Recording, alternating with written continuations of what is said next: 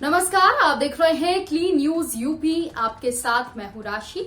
आइए देखते हैं उत्तर प्रदेश की आज की कुछ बड़ी खबरें।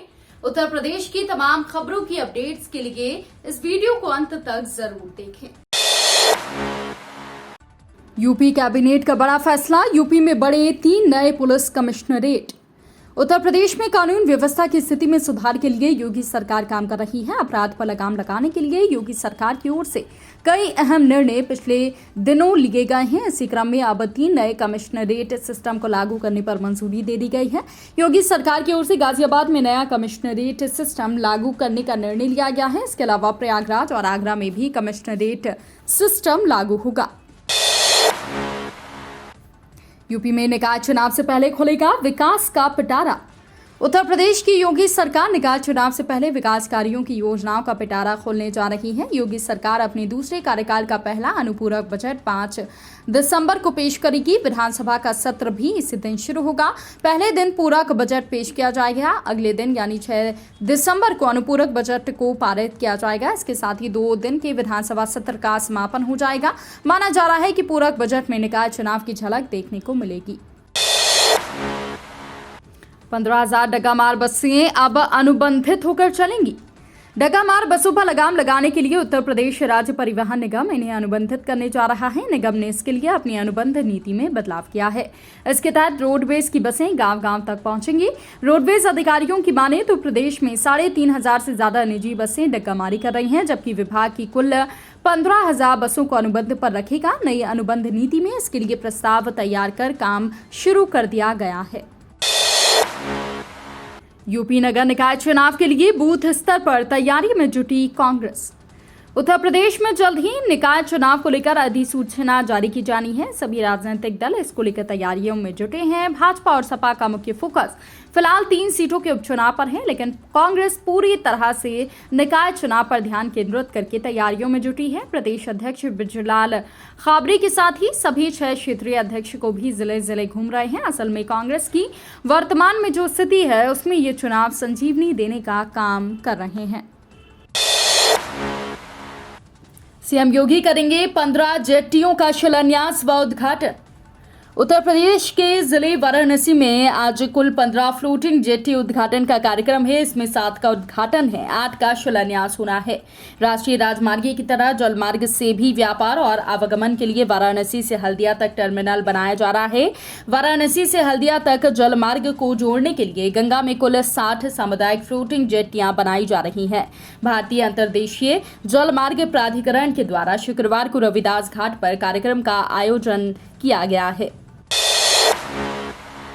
पेंशन योजना में बदलाव की तैयारी, सेवानिवृत्ति पर मिलेगा ज्यादा पैसा।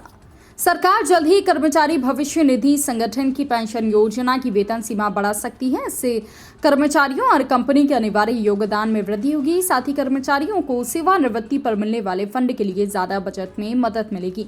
अभी ईपीएफओ की कर्मचारी भविष्य निधि योजना के लिए वेतन सीमा 15,000 रुपए प्रति महीने है। इसे बढ़ाकर 21,000 रुपए किया जा सकता है। ऐसा हुआ तो 75 लाख और कर्मचारी ईपीएफओ के दायरे में आ जाएंगे। अभी इनकी संख्या 6.8 करोड़ है। किसानों के लिए अच्छी खबर, प्रधानमंत्री फसल बीमा योजना में बदलाव को सरकार तैयार। जलवायु संकट और टेक्नोलॉजी के तेजी से विकास के मद्देनजर सरकार प्रधानमंत्री फसल बीमा योजना में किसानों के फायदे के लिए बदलाव करने को तैयार है। बता दें कि इस साल महाराष्ट्र, हरियाणा, पंजाब में अत्यधिक बारिश के कारण चरम जलवायु देखने को मिली, जबकि मध्य प्रदेश, उत्तर प्रदेश, बिहार और झारखंड में कम बारिश हुई। ऐसे धान, दलहन और तिलहन जैसी फसलों को नुकसान पहुंचा।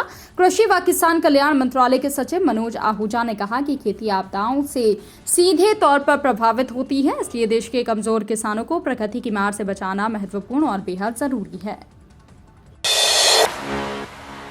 आरबीआई के क्रेडिट कार्ड को लेकर नया नियम। केंद्रीय बैंक ने क्रेडिट कार्ड बिल पेमेंट को लेकर बैंकों और कार्ड जारी करने वालों को निर्देश देते हुए कहा कि न्यूनतम बकाया राशि को इस तरह से कैलकुलेट किया जाए जिससे नेगेटिव लोन परिशोधन ना हो। आरबीआई ने अपने एक मास्टर निर्देश में कहा है कि अनपेड चार्जेस, लेवी और टैक्स को ब्याज के लिए कंपाउंड नहीं किया जाएगा। आरबीआई के इस नियम को सरल भाषा में समझें तो बैंकों और कार्ड जारी करने वालों को न्यूनतम बकाया राशि को इतना तय करने की आवश्यकता होगी कि कुल बकाया राशि को एक उचित समय के दौरान लगाया जा सके। इसके अलावा बकाया राशि पर लगने वाले चार्ज, पेनल्टी और टैक्सेस को आगामी स्टेटमेंट में कैपिटलाइज नहीं किया जाए। नई पर्यटन नीति से युवाओं को मिला रोजगार और विकास को बल। उत्तर प्रदेश के मुख्यमंत्री योगी आदित्यनाथ भी अपनी लोकप्रियता के कारण हिमाचल और गुजरात में जमकर चुनाव प्रचार कर रहे हैं, लेकिन उनकी दृष्टि एक पल के लिए भी अपने प्रदेश के विकास कार्यक्रमों से नहीं हटती। वो इस व्यस्तता के बीच भी प्रदेश के विकास के लिए नई नीतियों पर विचार मंथन करते हुए उन्हें अनुमति प्रदान कर रहे हैं। प्रदेश की कानून व्यवस्था लगातार सुधार की ओर अग्रसर है और अब प्रदेश सरकार $1 ट्रिलियन की अर्थव्यवस्था का लक्ष्य लेकर निवेश की गति प्रदान करने का काम कर रही है। यूपी में अचानक बढ़ी ठंड, लखनऊ में कपकपी।